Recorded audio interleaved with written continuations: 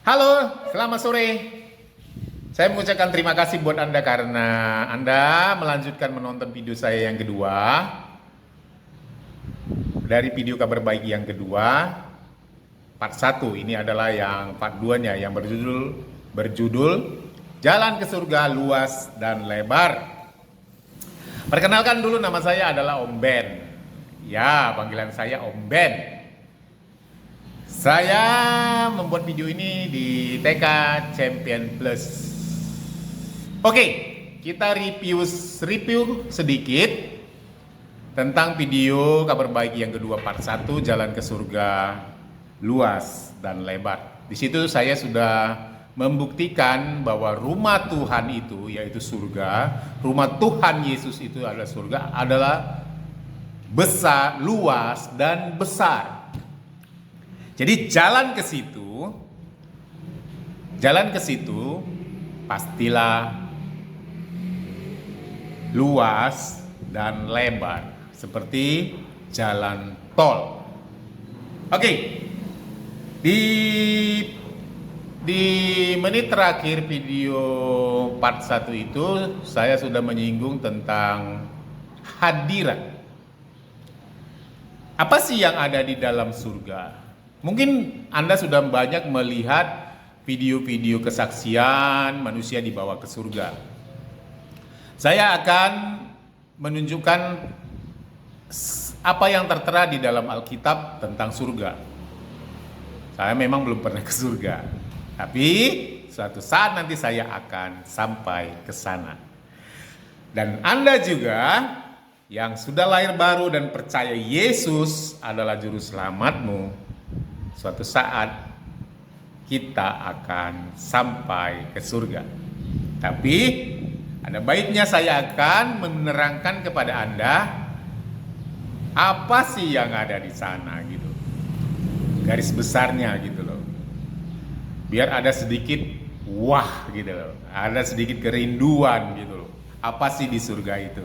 Oke, yang pertama, hadirat Tuhan.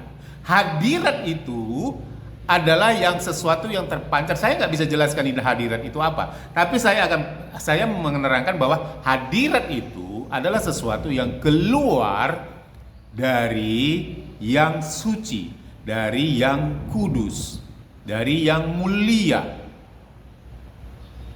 Dia keluar dari dirinya gitu loh. Hadirat gitu. Keberadaannya itu ditandai dengan hadiratnya gitu loh. Sama seperti waktu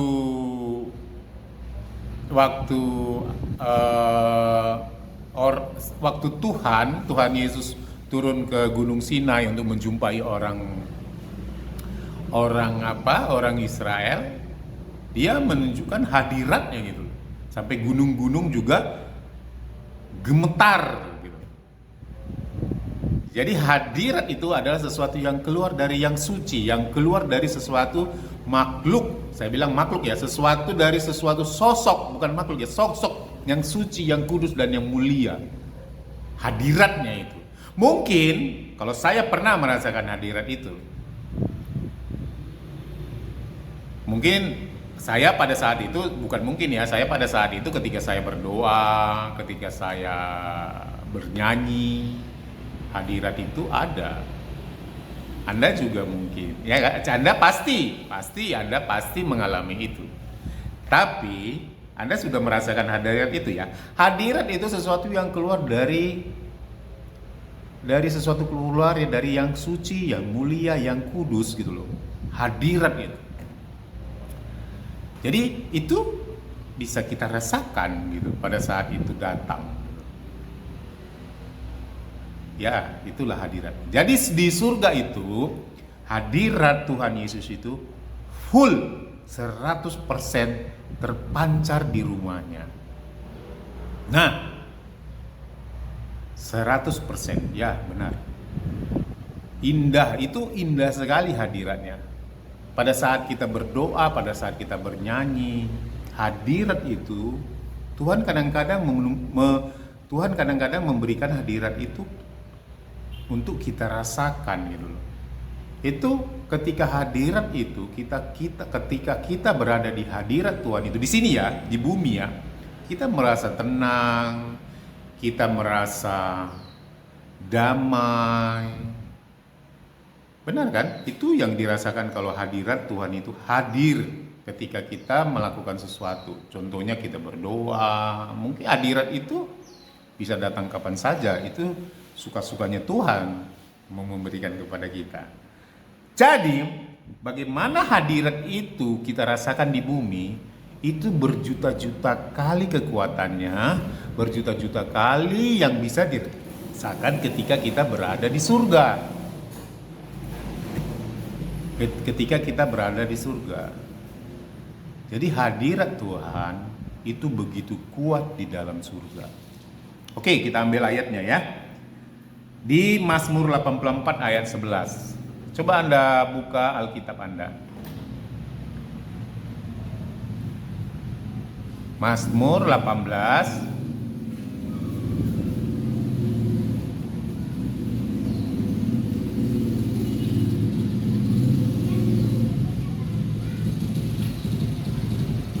ayat 11.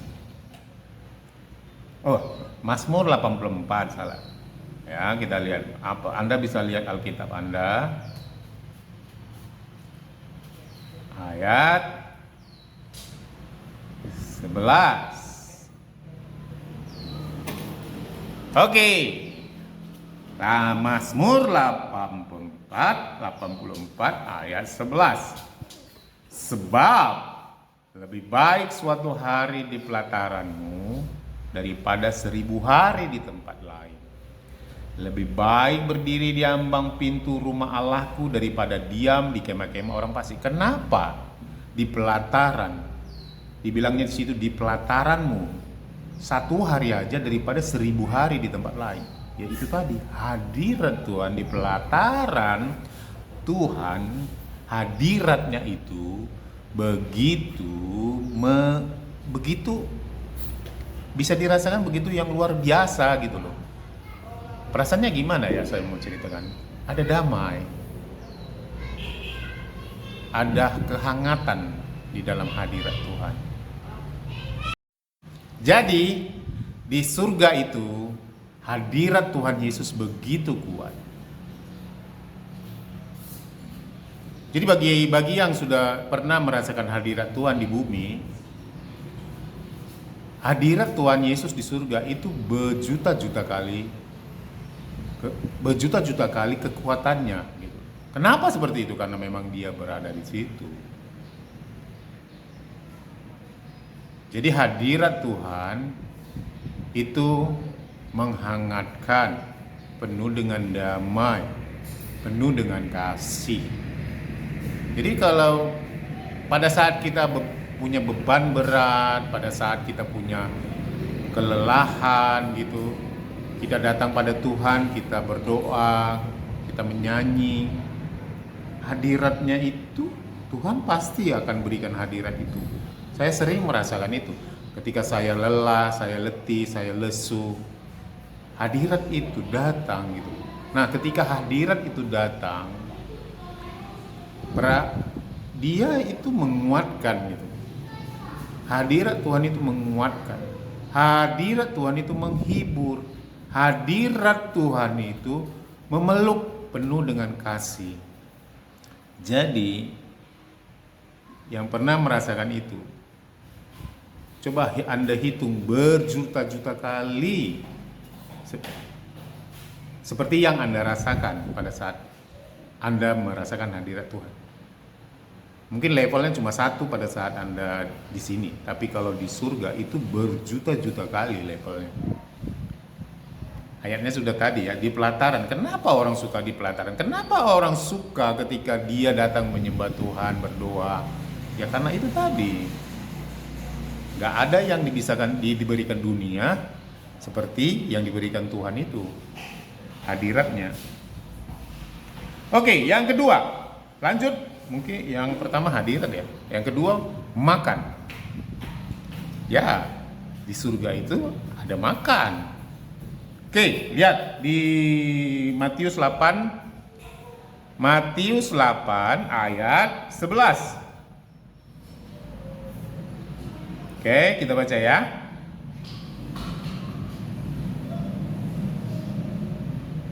Matius 8 ayat 11. Aku berkata kepadamu, banyak orang akan datang dari timur dan barat dan duduk makan bersama-sama dengan Abraham, Ishak, dan Yakub di dalam kerajaan surga. Jadi di surga ada makan. Gimana makanannya? Ya pasti berjuta-juta kali lipat kelezatannya dibanding makanan kita di bumi ini. Tahu lah makanannya gimana. Pokoknya lezat. Oke. Yang selanjutnya, pesta. Di surga itu berpesta. Kita ambil ayatnya ya. Yesaya. Coba dulu Anda gambarkan nanti gimana di situ di surga itu. Coba bayang-bayangkan saja gitu dengan ayat-ayat yang ada di dalam Alkitab ini. Oke. Kita lihat ya. Yesaya 25 ayat 6. Tuhan semesta alam akan menyediakan di Gunung Sion ini bagi segala bangsa-bangsa suatu perjamuan dengan masakan yang bergemuk, suatu perjamuan dengan anggur yang tua benar, masakan yang bergemuk dan bersumsum, anggur yang tua yang disaring endapannya. Coba. Yang disebut itu tadi makanan yang paling tinggi. Oke, atau kita ambil dulu. Tadi udah kita pesta ya. Oke, ambil lagi ayatnya di Wahyu. Wahyu 19 ayat 9. Lalu ia berkata kepadaku, tulislah, berbahagialah mereka yang diundang ke perjamuan kawin anak domba. Katanya lagi kepadaku, perkataan ini adalah benar dan perkataan dari Allah. Jadi di surga itu ada pesta. Coba dulu bayangkan, bagaimana pesta? Pesta makan minum. Pesta yang normal ya, bukan pesta yang aneh-aneh ya. Pesta-pesta negatif ya. Pesta yang biasa kita temui ya makan, minum, cakap-cakap, bernyanyi, ketawa. Ya di surga juga ada seperti itu. Dan saya yakin levelnya ya saya nggak bisa membayangkan, tapi yang jelasnya di surga itu ada pesta. Oke, yang selanjutnya di surga itu ada rumah, ada rumahnya gitu loh. Oke, kita lihat Yohanes 14 ayat 2 sampai 3. Di rumah Bapakku banyak tempat tinggal. Jika tidak demikian, tentu aku mengatakannya kepadamu, sebab aku pergi ke situ untuk menyediakan tempat bagimu. Dan apabila aku telah pergi ke situ dan telah menyediakan tempat bagimu, aku akan datang kembali dan membawamu pergi ke tempatku, supaya di tempat di mana aku berada, kamu pun berada. Ada surga ada rumah di situ. Jadi yang pertama yang saya sebutkan ada hadirat Tuhan yang berjuta-juta kali lipat levelnya dari hadirat Tuhan yang ada di bumi ini. Yang kedua di situ tadi saya sebutkan makan dan pesta. Dan yang selanjutnya ada rumah. Rumah yang bagaimana ya? Ya kita nggak tahu kan? Tapi yang jelasnya ada rumah buatmu dan ada rumah buatku. Ya kan? Ada rumah buatmu, ada rumah buatku. Coba kita lihat ayat ini. Matius 6 ayat 20.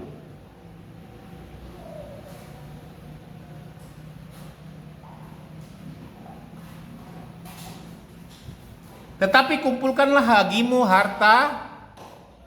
Oh, tidak. Ya, tetapi kumpulkanlah bagimu harta di surga. Di surga ngengat dan karat tidak merusaknya. Tidak merusakkannya dan pencuri tidak membongkar serta mencurinya. Ada upah. Jadi saya yakin ada kaitannya dengan rumah itu. Jadi di surga ini apapun yang kita lakukan di sini ada efeknya dengan di surga, gitu loh. Ada upah, gitu loh. Ada upah bagi manusia yang berada di bumi, upahnya di surga.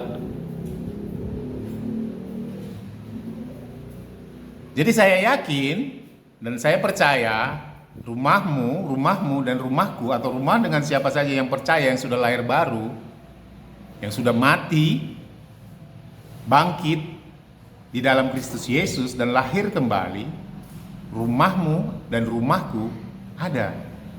Dan saya yakin rumahmu dan rumahku atau rumah siapa aja pasti berbeda. Kenapa? Karena upah ini tadi, gitu loh. Jadi Om Ben gimana upahnya? Apa yang kita lakukan untuk mendapatkan upah? Saya katakan buat Anda, lakukan, beritakan kabar baik.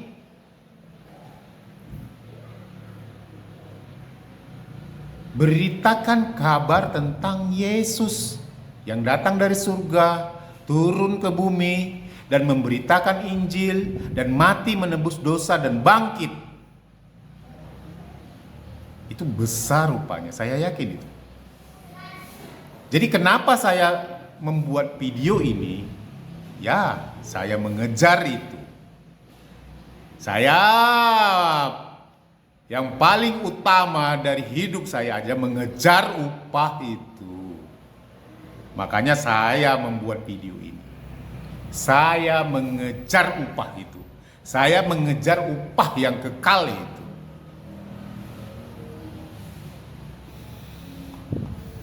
Apa itu Om Ben? Beritakan kasih Yesus. Beritakan kabar penyelamatan Yesus. Anda bisa nonton video saya yang di video yang pertama. Kabar baik yang pertama. Anda bisa beritakan itu. Bisa banyak cara untuk memberitakan itu. Anda bisa share. Anda bisa bikin video sendiri yang memberitakan tentang kasih Yesus. Saya percaya besar upah saya di surga. Besar upahmu di surga ketika Anda memberitakan itu. Kalau kita nggak tahu bicara, share tentang kasih Tuhan Yesus. Bisa melalui internet, bisa melalui kehidupan kita juga. Yang paling penting nomor satu adalah beritakan kasih Yesus bagi sesama kita manusia. Jadi upah itu ada. Upah itu ada.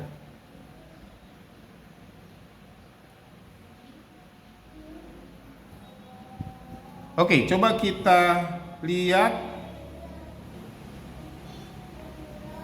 Yohanes 14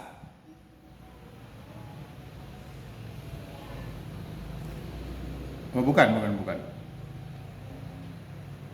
Jadi upah itu ada, gitu loh. Jadi pernah Tuhan Yesus berkata seperti ini, saya lupa di mana ayatnya, dia bilang seperti ini, kamu akan duduk, dia berkata dengan murid-muridnya, kamu akan duduk semeja dengan aku, makan dan minum. Coba Anda bayangkan, kalau dulu, waktu Yesus masih di bumi, makan dan minum semeja dengan Yesus itu biasa. Karena Yesus pada saat itu manusia. Itu biasa, bukan? Tapi ketika dia sudah naik ke surga dan dia kembali keberadaannya seperti awal, Tuhan katakan kepada murid-muridnya, kamu duduk makan semeja dengan aku. Itu luar biasa, saudara. Kita duduk makan dengan pencipta kita yang sudah kembali keberadaannya seperti semula, gitu. Nah, di situ saya memperhatikan bahwa upah murid-murid Yesus itu besar. Jadi kita pun mungkin juga, mungkin nggak tahu lah, siapa tahu ya. Anda terpanggil, saya juga terpanggil. Mungkin Anda juga bisa duduk makan semeja dengan Yesus nanti di surga. Apa sih yang dilakukan murid-muridnya? Nggak ada, cuma satu, memberitakan Injil, memberitakan kasih Yesus. Anda juga bisa melakukan itu seperti yang dilakukan murid-muridnya itu, murid-murid Yesus itu. Jadi yang saya kejar membuat video ini adalah upah saya di surga yang diberikan Tuhan Yesus, Tuhanku Bapakku itu. Ya, kejarlah upah itu. Beritakanlah tentang kasih Yesus. Anda bisa share, Anda bisa bikin video sendiri, atau Anda bisa dengan kata-kata. Anda mungkin bisa Anda lihat video ini, Anda tergerak di hati Anda, bikin kata-kata, share. Anda bisa mendapatkan upah itu. Saya juga bisa. Tuhan menjanjikan itu. Dia bilang, kumpulkan hartamu, upahmu di surga. Oke, jadi di surga itu adalah tempat yang berbasis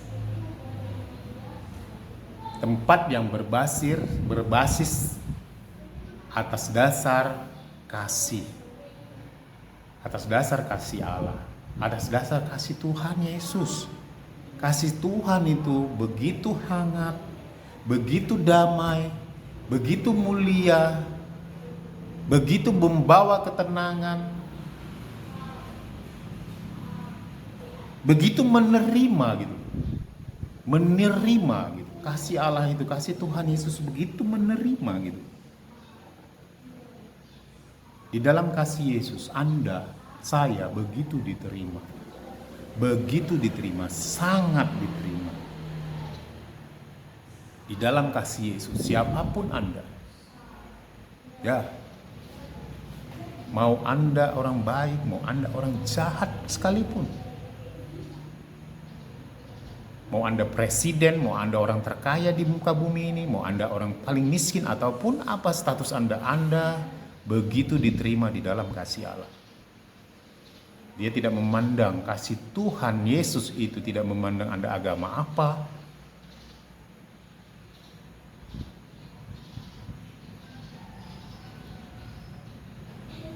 Jadi saudara, Anda begitu diterima di dalam kasih Yesus. Saya sangat menyarankan Anda menonton video saya yang pertama. Karena itu ada pekerjaan Yesus yang luar biasa gitu, supranatural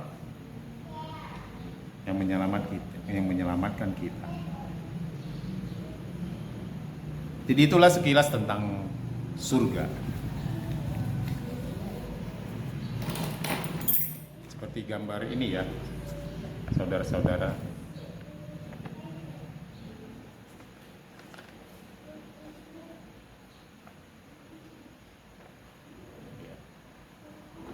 Surga. Jadi kalau orang punya kesaksian tentang surga, ya biasanya kan yang baik-baik saja kan, memang yang baik-baik saja, jadi bisa diterima gitu. Oke. Sesuatu yang luar biasa karena di situ ada Tuhan kan, itu rumahnya Tuhan gitu.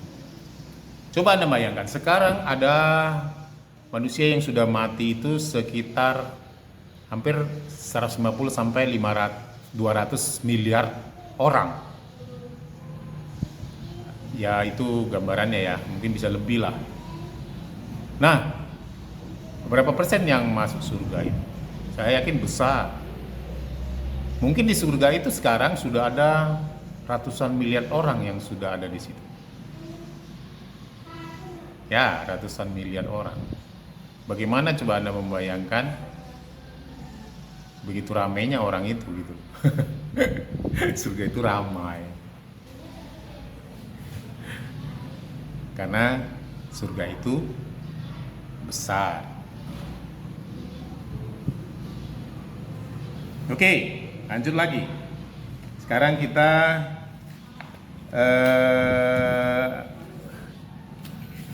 tentang neraka.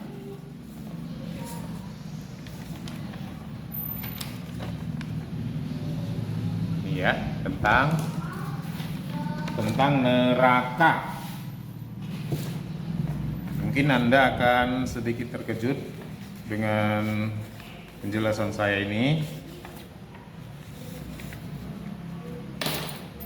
Tapi ya gak apa-apa, kita mulai ya. Ini neraka, kenapa dia kecil? Oke, yuk. Neraka. Coba, banyak kesaksian loh tentang neraka ini. Oke, kita mulai ya tentang neraka. Secara apa ya saya bilang ya? Di dalam Alkitab itu ditulis, oh neraka itu dibuat Sianus, dibuat sini nih. Nggak ada ya sebenarnya ya. Semua itu nggak ada tertulis seperti itu. Oke, neraka. Coba Anda lihat. Kita langsung aja ya. Kita di neraka gak usah panjang lebar karena kita nggak ke situ. Tapi biar sedikit agak mengkanter, istilahnya menjadi pembanding buat kesaksian-kesaksian yang ada di jagat raya ya, yang di jagat internet ya, di internet.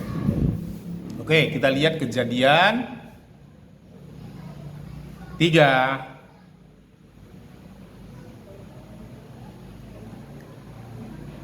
ayat apa ya? Kejadian 3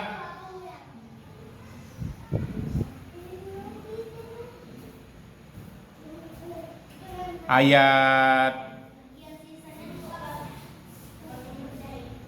14. Kita baca ya. Ini yang katanya Tuhan menghukum, Tuhan Yesus menghukum. Saya akan jelaskan pada Anda di awal ini, Tuhan Yesus itu tidak pernah menaruh tangannya dengan suatu penghukuman loh. Saya mau jelaskan, tangan Tuhan itu adalah tangan kasih.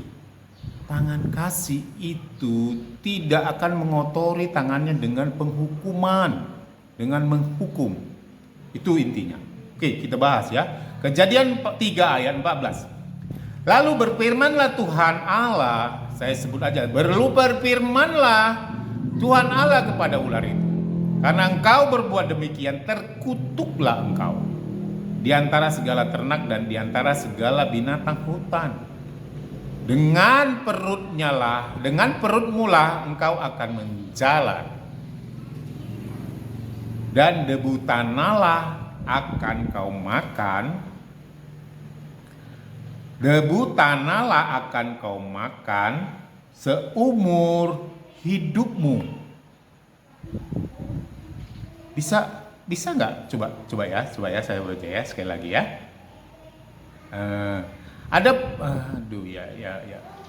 Kejadian 3 ayat 14 ya, coba.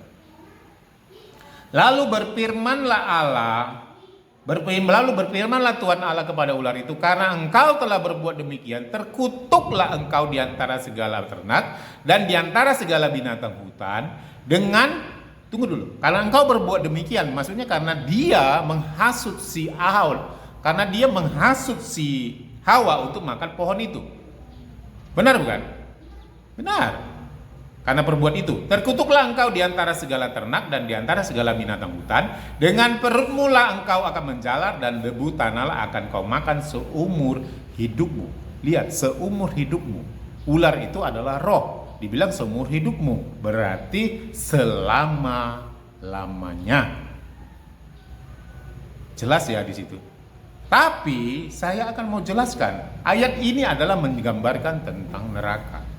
Jadi disinilah sebenarnya yang disebut orang, orang mengatakan Tuhan enggak lah, mereka juga nggak ngerti itu. Tapi disinilah disebut dengan bahwa hukuman neraka itu seumur hidup, selama-lamanya. Oke, yuk, coba dulu kita balik lagi dengan ini.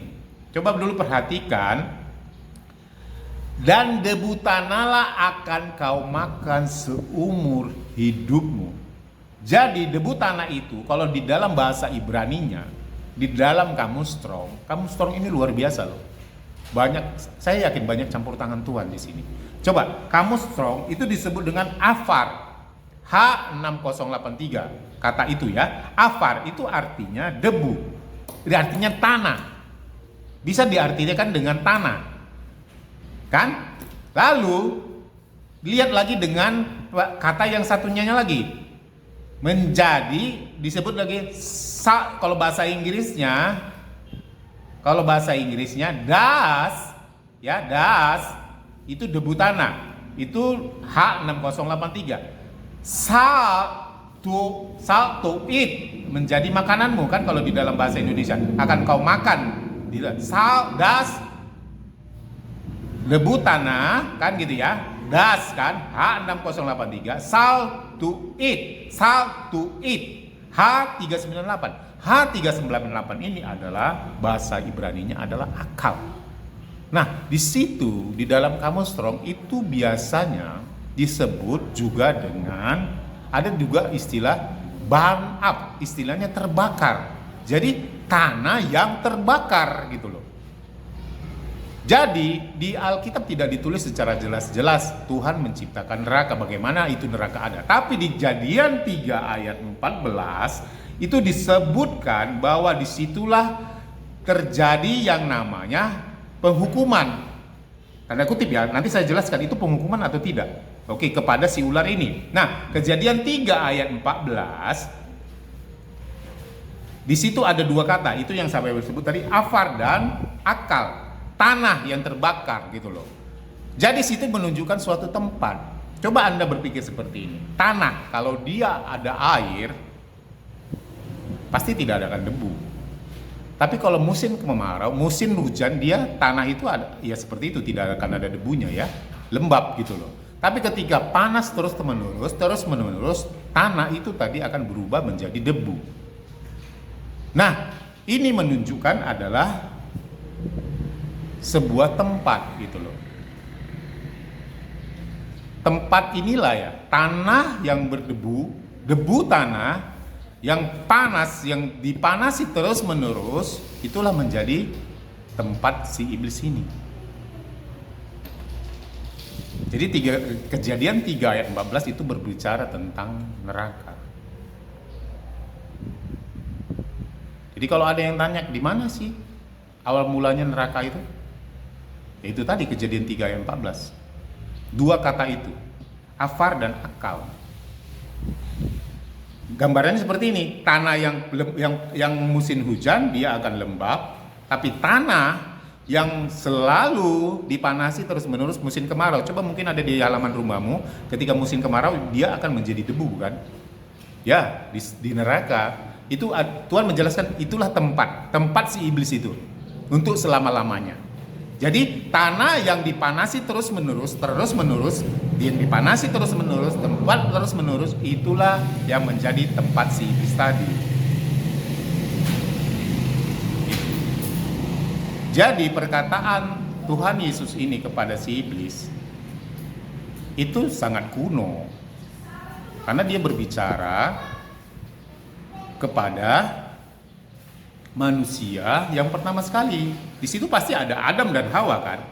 Tuhan ingin Adam dan Hawa ini mendengar apa yang dibicarakan Tuhan Yesus itu kepada si ular tadi, agar si Adam ini mengerti apa yang dibicarakan Tuhan Yesus kepada si ular ini tadi, agar si Adam dan Hawa itu mencatat. Nah, ketika si Adamnya mencatat, dia menceritakannya kepada keturunannya dan sampailah ini kepada kita. Nah, bahasa pada saat itu sangat kuno sekali. Sangat kuno sekali. Karena Tuhan Yesus itu berbicara kepada manusia yang pertama kali diciptakan.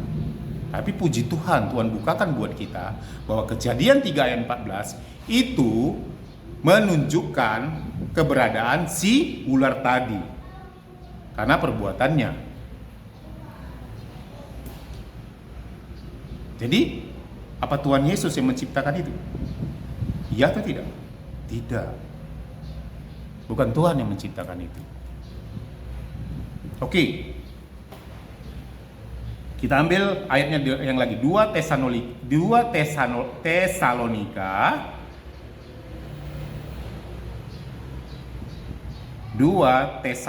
Saya akan buktikan bahwa Tuhan Yesus tidak menciptakan neraka.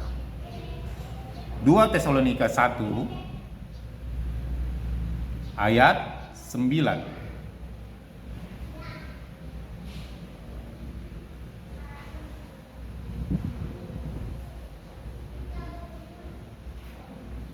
Mereka ini, nanti Anda baca dari atas, tapi saya kutip aja 2 Tesalonika 1 ayat. Mereka ini akan menjalani hukuman kebinasaan selama-lamanya, dijauhkan dari hadirat Tuhan dan dari kemuliaan kekuatannya.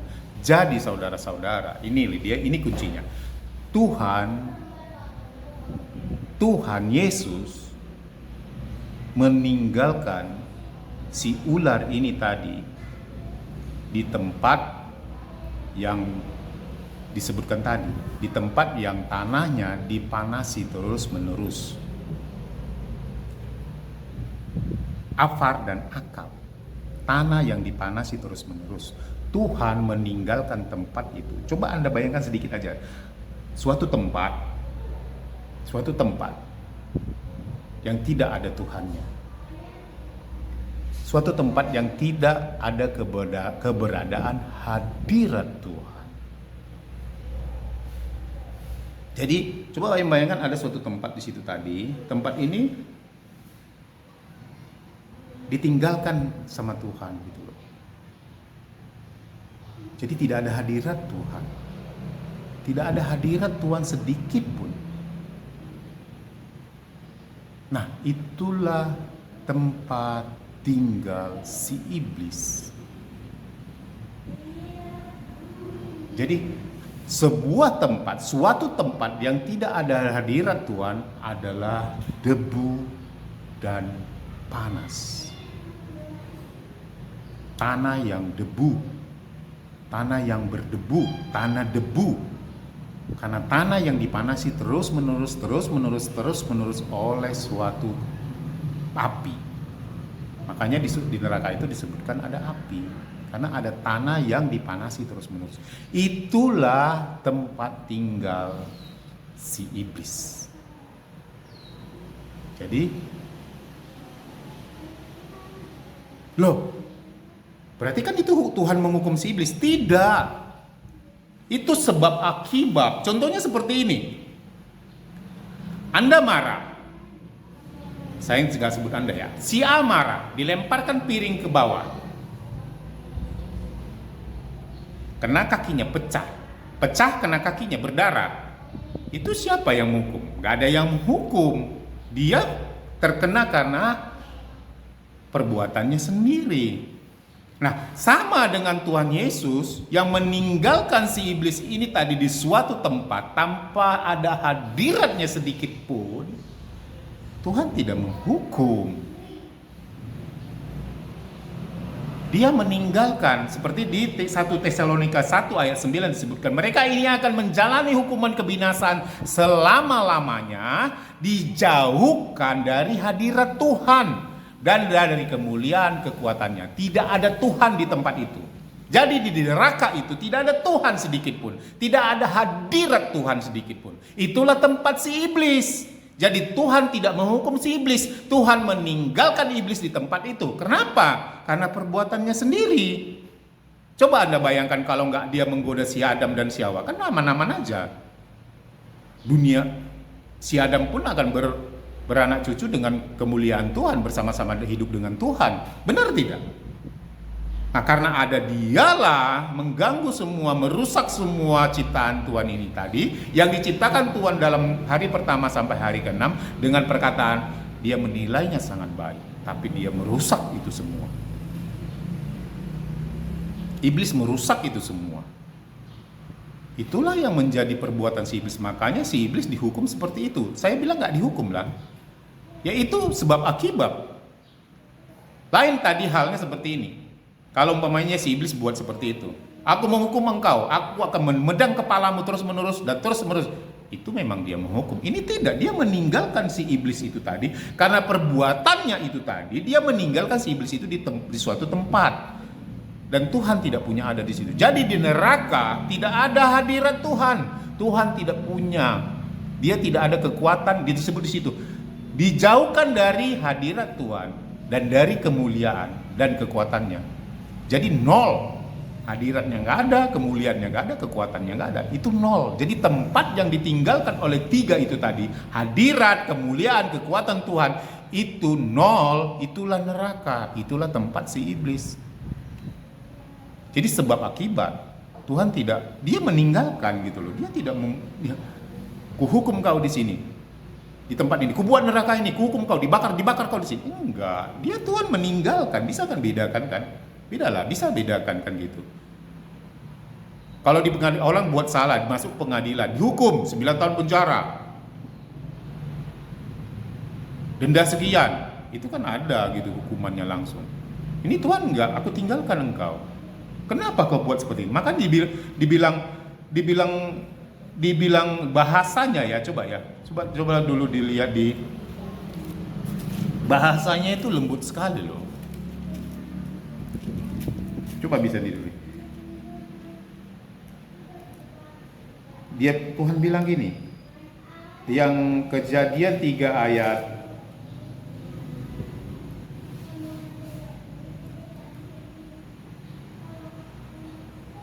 ini pada bulan, karena engkau berbuat demikian. Dia bilang gitu, bahasanya lembut loh. Aduh, kalau mungkin Tuhan, karena kan iblis itu kan dari malaikat yang memberontak. Nah, itu kan ciptaan Tuhan juga. Dia bilang, kalau bisa Tuhan bikin bahasanya, aduh kenapa kau buat seperti ini gitu. Kan gitu kan. Lalu jadi di situ tadi afar dan akal. Jadi suatu tempat, saya nggak tahu di mana itu surga, di mana itu neraka, saya nggak mau tahu. Tapi itu yang perlu Anda tahu dan perlu saya tahu adalah apa itu surga dan kenapa bisa ada gitu loh. Dan apa yang di dalamnya akan saya jelaskan. Jadi di dalam neraka itu tidak ada hadirat Tuhan. Jadi itu sebuah tempat yang ditinggalkan oleh Tuhan, di mana hadirat, kemuliaan dan kekuatan Tuhan Yesus tidak ada, nol. Jadi kalau ada orang bersaksi, aku di bawah Tuhan, Tuhan menuntun aku di neraka, Tuhan menuntun aku ke sini, nggak ada, itu bohong itu. Tuhan tidak akan tidak berada di neraka. Jadi Tuhan meninggalkan si iblis itu tadi di suatu tempat yang tidak ada lagi hadirat Tuhan, tidak ada lagi kemuliaan Tuhan dan tidak ada lagi kekuatan Tuhan di situ. Itulah neraka, saudara. Jadi tanah yang dibakar terus-menerus. Itulah yang ada. Itulah neraka. Jadi itu memang tempatnya si iblis. Coba kita lihat hukumannya kepada sini. Kita lihat bukan hukuman ya, perkataan Tuhan. Saya bilang perkataan Tuhan, Kejadian 3 kepada si Adam.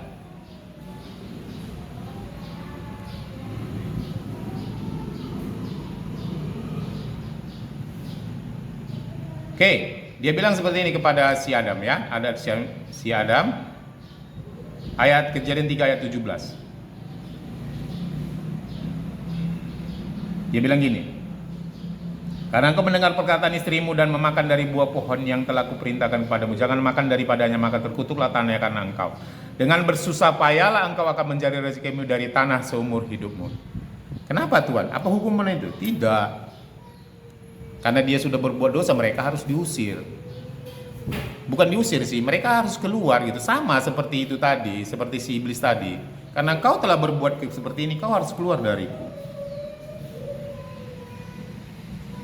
Tapi dia tidak bilang hadiratnya ya kepada si Adam dan Hawa. Hadirat, kemuliaan dan kekuatan Tuhan itu tidak ada lagi di tempat, hanya kepada si iblis. Nah, kepada si Adam dan si Hawa, Tuhan bilang, kau telah buat dosa. Dia bilang, jangan sampai-sampai kau nanti makan pohon kehidupan dan kau jadi pendosa yang tidak akan pernah mati. Tuhan bilang seperti itu. Jadi kau harus menyingkir dulu dari sini gitu loh. Itu bukan hukuman itu. Karena perbuatannya sebab akibat. Karena kau seperti ini ya keluarlah dulu kau gitu.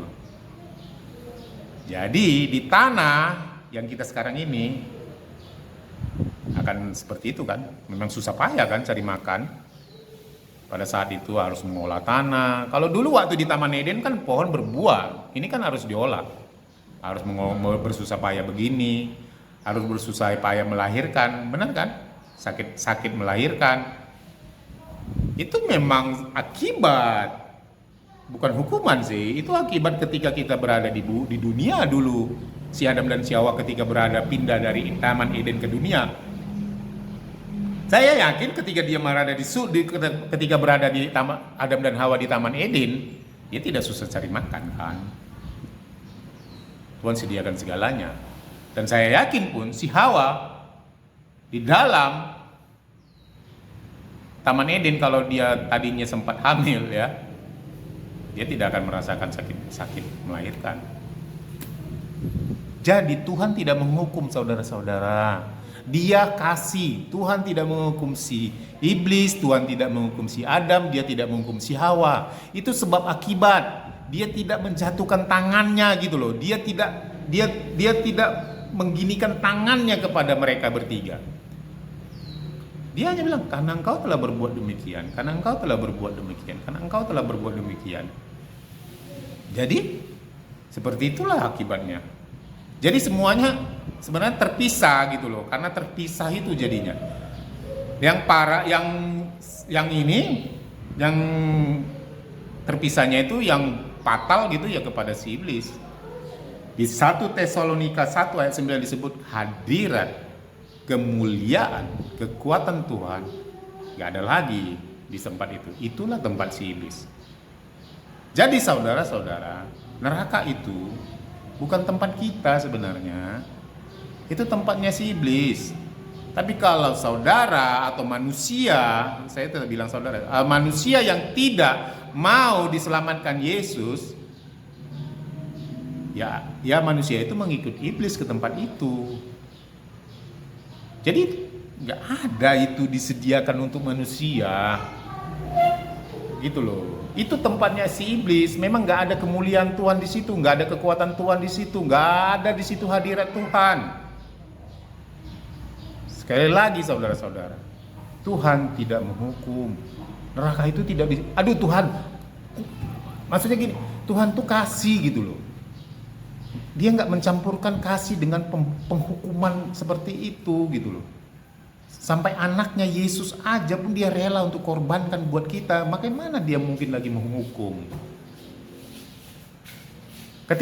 Ketika manusia itu tidak mau menerima Yesus dan diselamatkan lahir baru, itu lagi balik-balik lagi sebab akibat gitu loh. Ya karena kau nggak mau terima aku gitu loh. Tuhan bilang seperti itu, karena kau nggak mau terima aku jadi juru selamatmu, ya gimana lagi gitu. Gimana lagi anakku gitu loh. Berarti kau mau ngikut si iblis ke tempatnya itu gitu. Jadi Tuhan itu kasih saudara-saudara. Kejadian 3 itu bukan penghukuman, itu sebab akibat gitu loh. Karena dia berbuat seperti ini, ya itulah dipisahkan gitu loh. Jadi neraka itu tidak ada Tuhan. Jadi kalau ada Anda menonton video, saya nggak mau sebut siapapun yang mengatakan Tuhan menuntun aku ke sini, oh Tuhan menggerakkan aku ke sini, begini, bohong itu. Nggak ada Tuhan memang di situ. Tapi kalau dia bersaksi, oh di dalam surga itu begini, itu masih bisa lah diterima, nggak apa-apa lah. Mau dibilangnya berlian atau apa kan tetap yang indah-indah dia saksikan kan, nggak masalah itu. Itu kan mengapakan hati kita juga. Tapi kalau di neraka dia bilang, Tuhan menuntun aku ke sini, roh Tuhan menuntun aku ke sini di neraka, dilihatnya begini. Ada itu Tuhan, nggak ada Tuhan di situ. Jadi bersyukurlah kita manusia. Saya sebut manusia ya, mau agama apapun itu, mau apapun derajat Anda, bersyukurlah di dunia ini hadirat Tuhan masih ada, kemuliaan Tuhan masih ada, kekuatan Tuhan masih ada. Kalau tadi itu nggak ada, dunia ini jadi neraka. Sinar matahari masih bisa kita rasakan, oksigen itu masih bisa kita hirup. Kenapa itu masih ada? Karena hadirat Tuhan Yesus. Kemuliaan Tuhan Yesus, kekuatan Tuhan Yesus masih terpancar ke dunia ini. Sampai dia datang dari surga lagi sekarang, nanti kapan? dan dia jemput orang-orang yang percaya sama dia, yang dia jemput orang-orang yang telah lahir baru sama dia tinggalkan, dan Roh Kudusnya, Tuhan yang luar biasa itu, Roh Kudusnya balik ke tempatnya, yaitu di surga. Maka dunia ini pun akan menjadi neraka. Saya nggak tahu entah itu neraka, saya nggak tahu. Tapi yang jelasnya, tanpa hadirat Tuhan, tanpa kemuliaan Tuhan, tanpa kekuatan Tuhan, tempat itu menjadi neraka. Jadi bersyukurlah Anda. Mau Anda tidak menerima pernyataan ini, bersyukurlah, karena Tuhan masih memancarkan hadiratnya, kekuatannya, kemuliaan pada dunia ini. Jadi, adakah penyiksaan di neraka? Kalau ada yang bersaksi seperti ini, lidahnya ditusuk, kepalanya dipotong, tangannya dipotong, ada nggak seperti itu? Kalau ada, siapa yang lakukan itu? Tuhan? Oh tidak, tidak saudara, tidak. Bukan Tuhan. Tuh, neraka aja bukan Tuhan yang buat, itu sebab akibat karena dia tinggalkan sebuah tempat, maka itulah menjadi tempat si iblis. Siapa yang melakukan tangan dipotong, lidah ditusuk? Nggak ada ditulis di Alkitab itu. Nggak ada seperti itu. Kalau ada pun siapa yang nusuk? Di dalam Alkitab itu ditulis hanya tanah, debu tanah, dan panas. Kalau ada yang nusuk, dari mana pisaunya? Dari mana tombaknya? Dari mana gergajinya?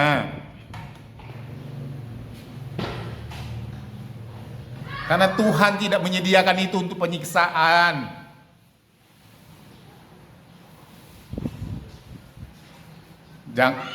Tangan Tuhan adalah tangan kasih. Dia tidak akan membalurkan tangannya ini dengan darah.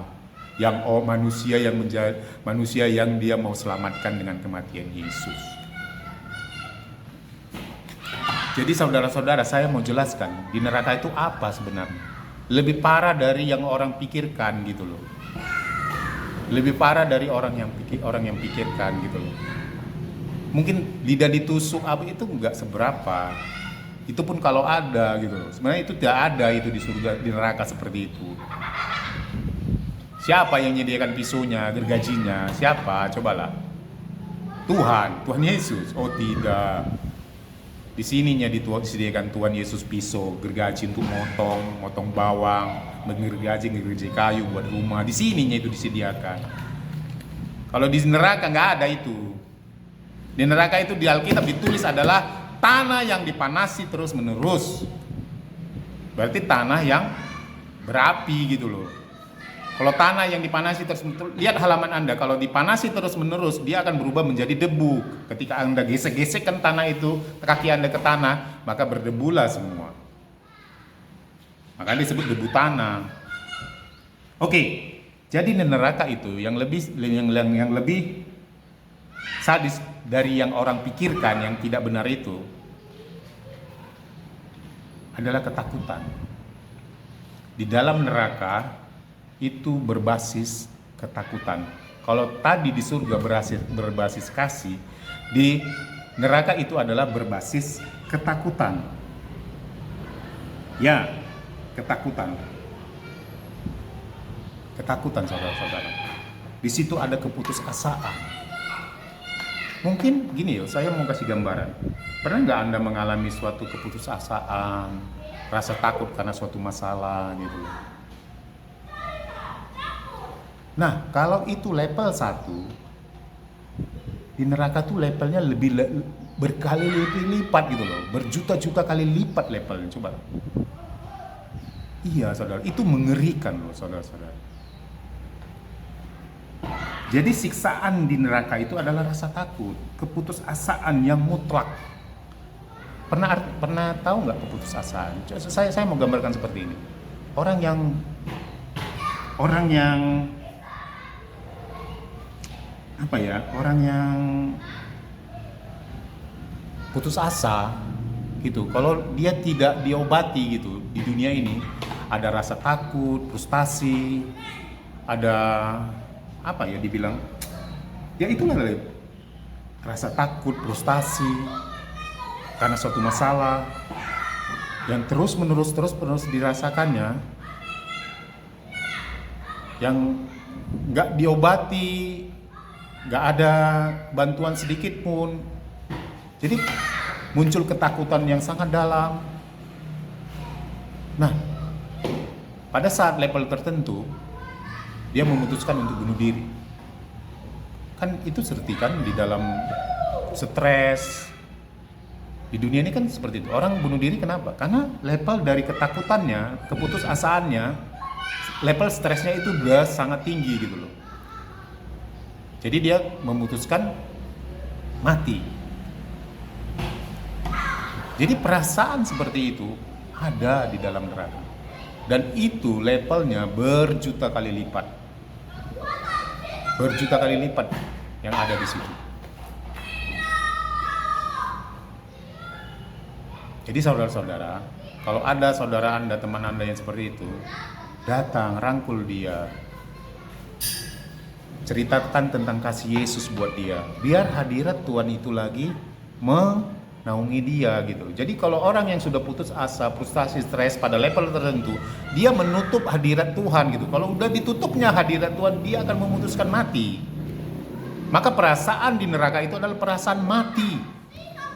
Ketakutan.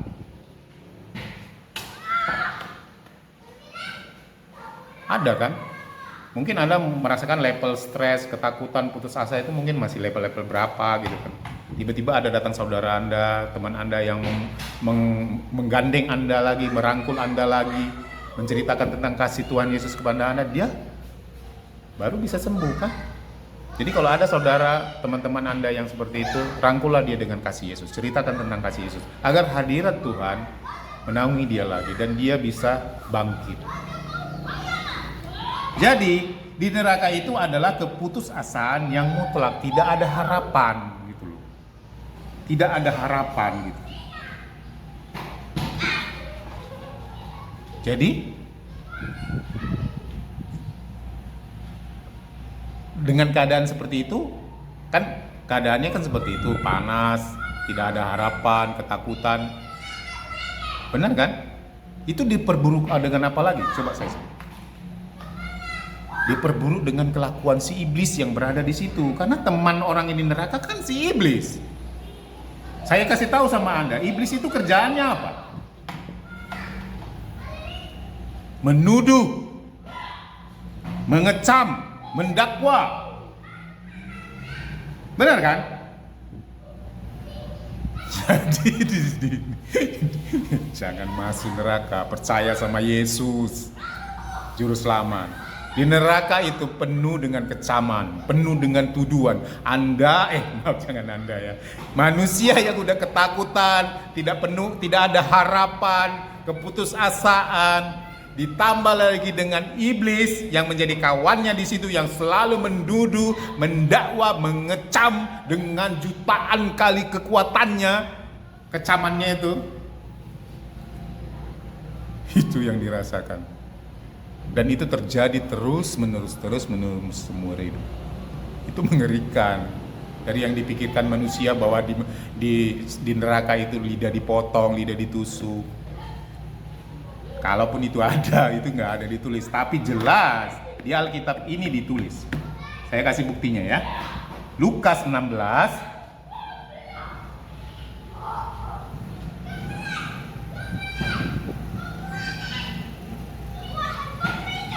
Wah, udah 51 menit. Mudah-mudahan Anda sabar menontonnya ini. Lukas 16 ayat 25.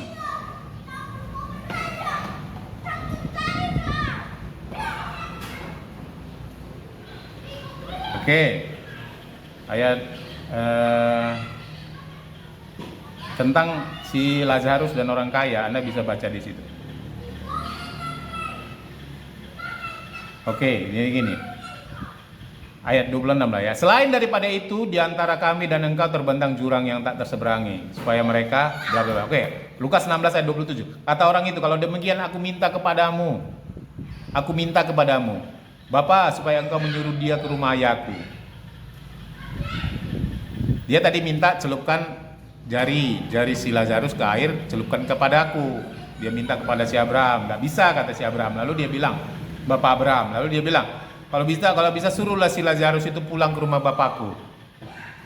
Sebab ada 5 orang saudaraku, ayat 28, Lukas 16 ayat 28. Sebab ia memperingatkan mereka dengan sungguh-sungguh agar mereka jangan masuk kelak ke dalam tempat penderitaan ini. Biasanya kan orang bilang seperti itu. Biasanya kan gitu, kalau orang sudah menderita, kalau udah pernah dia merasakan sesuatu yang sakit, oh janganlah kau kena seperti itu lagi lah, oh janganlah. Iya, jadi itu ketakutan, keputusasaan dari si orang kaya ini tadi, yang berjuta-juta kali lipat. Dia mengatakan ke Abraham, suruhlah dulu si Lazarus itu untuk menegur saudara-saudaraku. Masih ada saudaraku di bumi, agar mereka sungguh-sungguh mendengarkan dia, supaya jangan kelak nanti orang itu datang ke sini. Jangan. Tahu? Itu gambaran apa? Keputusasaan. Itu ketakutan yang sangat mengerikan. Kenapa? Ya memang tempatnya seperti itu, nggak ada hadirat Tuhan, nggak ada kemuliaan Tuhan, nggak ada kekuatan Tuhan di situ. Yang ada di situ adalah panas, ketakutan, keputusasaan yang sangat dalam. Levelnya itu, kalau di surga saya bilang kasih yang levelnya berjuta-juta kali lipat. Kalau di neraka saya bilang adalah level dari ketakutan yang berjuta-juta kali lipat. Ditambah plus ada iblis di situ. Sifat iblis sama aja sampai selama-lamanya. Saya kasih tahu sifatnya. Menuduh, mengecam, berdusta, mencuri, membunuh, membinasakan, menipu, pendakwa. Itu. Jadi di dalam neraka itu kita akan dituduh segala macam, sampai level ketakutan itu berlipat-lipat kali lipat. Begitu saudara-saudara. Jadi di neraka itu lebih mengerikan dari potong lidah, potong tangan. Itu pun kalau ada, itu nggak ada di situ.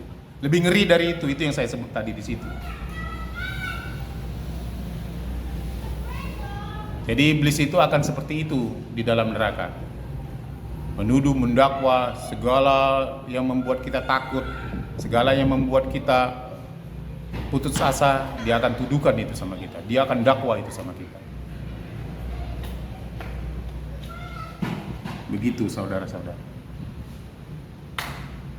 Tapi om, ada orang pula yang seperti ini. Tapi om, kan ada ditulis di Alkitab tentang orang yang kerasukan di Gerasa katanya. Oke. Berarti kan dibilang di situ. Yuk. Markus 5 kita baca. Markus 5 ayat 7 ya. Banyak ayat yang ini di kitab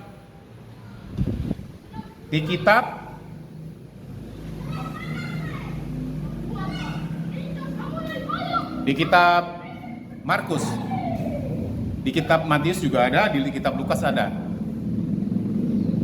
Nah, saya mau jelaskan sedikit tentang Markus, Matius, Lukas, kan gitu kan?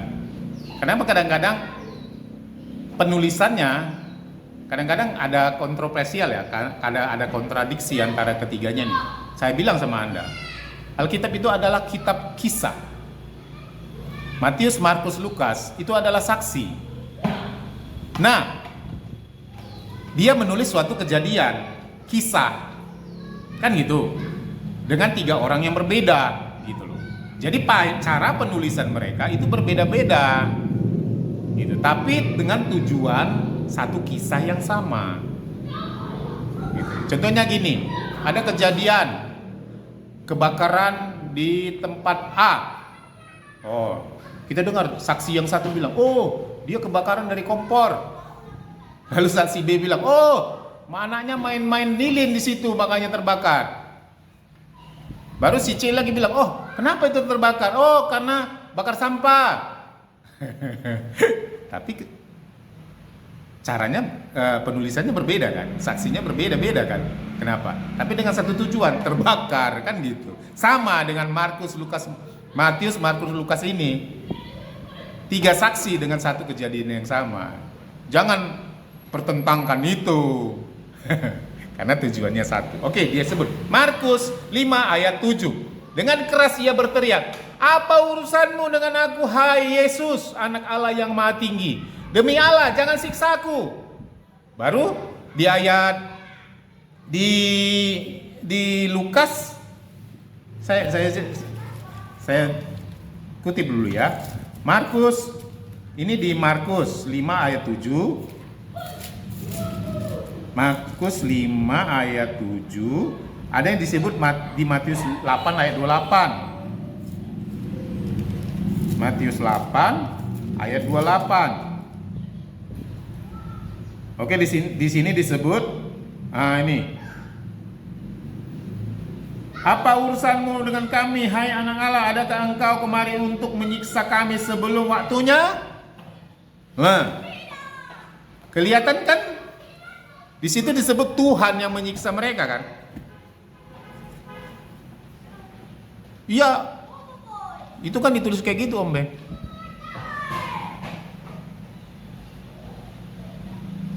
Tidak, Tuhan tidak menyiksa iblis. Iblis menyiksa dirinya sendiri. Tapi kenapa di situ ditulis? Satu aja aku sebutkan ini, satu aja aku membantah itu. Siapa yang menyebutkan itu? Iblis, Om Ben.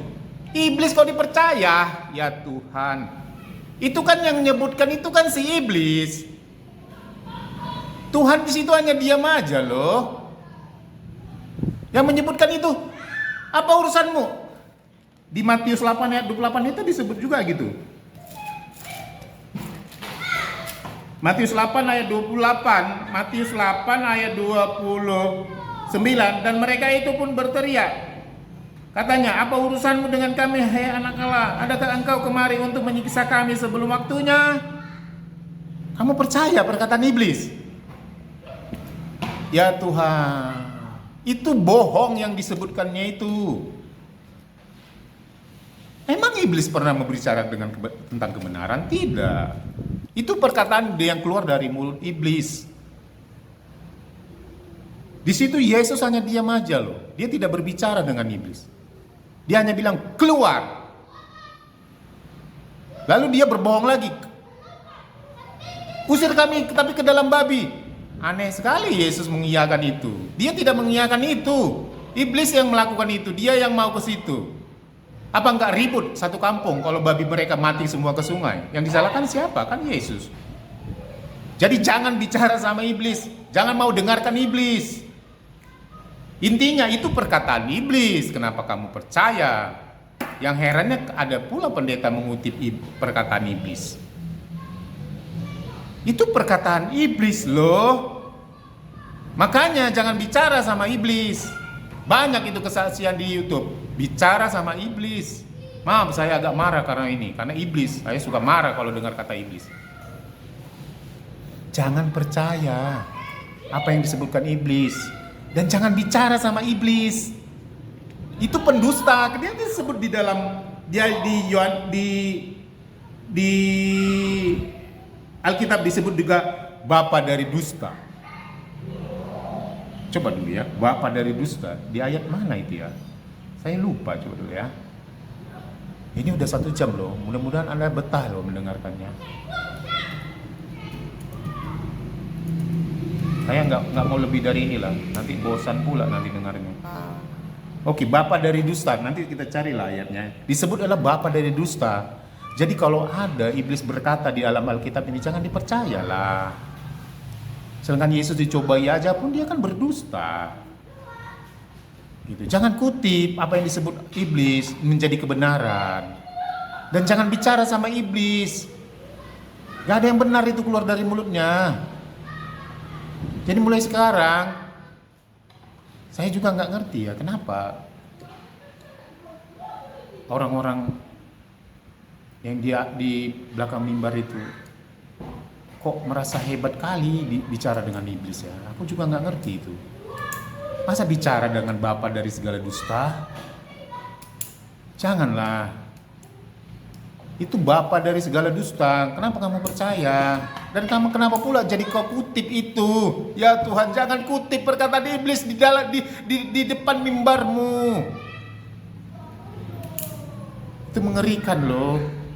Dan jangan bilang lagi Tuhan Yesus yang buat neraka, Tuhan Yesus yang memotong tangannya, Tuhan Yesus yang menusuk kupingnya. Aduh Tuhan, jangan lagi, jangan. Tuhan tidak sekejam itu. Tangan dia tangan kasih, Tuhan Yesus itu tangannya tangan kasih yang tidak akan melumuri tangannya dengan darah, saudara-saudara. Jangan lagi lah, jangan. Neraka itu akibat itu pilihannya si iblis. Tuhan gak ada lagi di situ.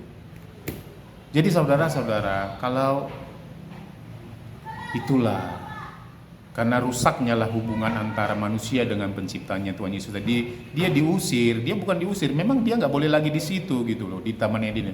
Maka bersusah payahlah dia di bumi ini. Tapi Tuhan nggak pernah tinggalkan.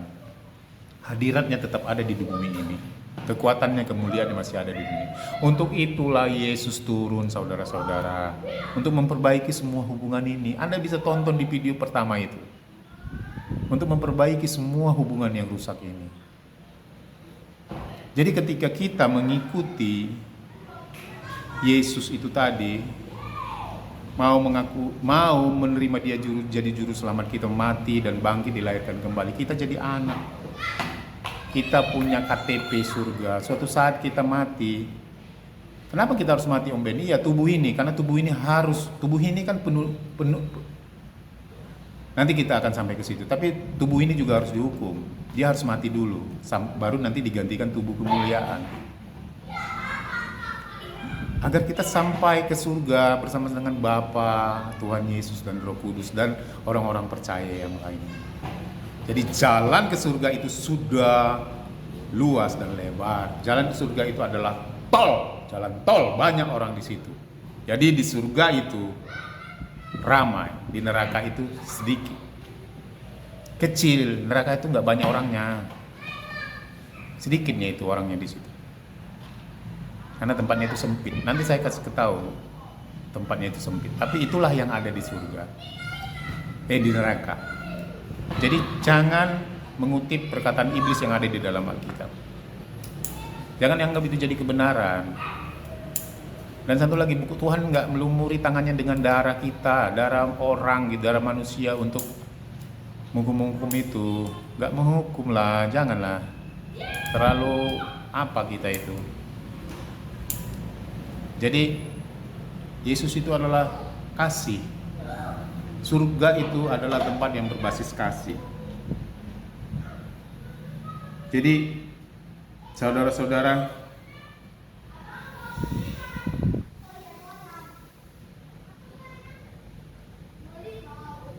pilih mana? Surga atau neraka? Jadi nanti saya akan jelaskan yang gambar ini, orang bersujud ini dan orang yang seperti ini. Jadi saya sudah gambarkan apa yang ada di sini, nggak sempurna sih, tapi yang ada di Alkitab aja saya ceritakan sama yang ada di sini. Yang menghangatkan, yang menguduskan, yang menyegarkan, itulah basis daripada surga. Oke, saudara-saudara, nanti kita lanjut lagi part 3, mana tahu ada yang terlewatkan. Jadi saya berharap beritakan kasih agar ada upah kita nanti di surga. Dan ingatlah selalu bahwa Tuhan Yesus itu tidak membuat neraka. Itu adalah sebab akibat. Dan kita pun dihukum, yang dibilang dihukum di Kejadian 3 itu bukan dihukum. Itu sebab akibat, karena manusia Adam dan Hawa itu harus keluar dari Taman Eden dan merasakan apa yang ada di bumi tadi. Jadi di dalam Kristus Yesus, semua yang dibilang penghukuman itu tidak ada lagi. Kita bebas oleh karena Yesus. Belenggu telah dibutakan, dihancurkan oleh darah Yesus. Saya sangat mengharapkan Anda menonton video saya yang pertama. Karena di situ dasar daripada keselamatan. Dan tontonlah video kabar baik yang kedua, part 1, dan video kabar baik yang part 2 ini. Dan nanti akan saya akhiri dengan video kabar baik yang kedua dengan part 3. Terima kasih saudara, buat saudara yang sudah menonton. Saya mengejar upah di surga. Saya buat video ini untuk mengejar upah saya di surga. Dan saya juga mengharapkan saudara juga mengejar upah saudara di surga. Dengan cara apa? Beritakan kasih Tuhan. Karena berita kasih Tuhan yang akan menyentuh roh monster tadi yang di video 1 kabar baik 1, yang menyentuh roh yang monster tadi untuk bersujud seperti ini. Yang bersujud seperti ini,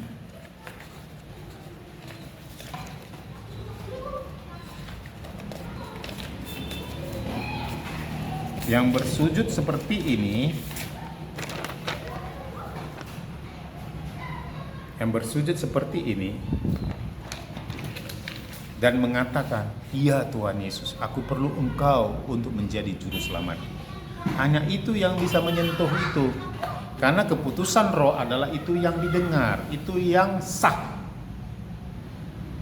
Bukan keputusan daripada ini, tubuh dosa. Bukan. Keputusan roh itulah yang sah di hadapan salib Yesus yang mengatakan, "Yesus, aku perlu Engkau jadi juru selamatku. Tolong aku Tuhan Yesus." Itulah sekilas dari gambar ini. Dan itu ada di video saya yang pertama. Kejarlah upahmu, beritakanlah tentang kasih Yesus. Terima kasih, kita jumpa lagi di part 3. Amin.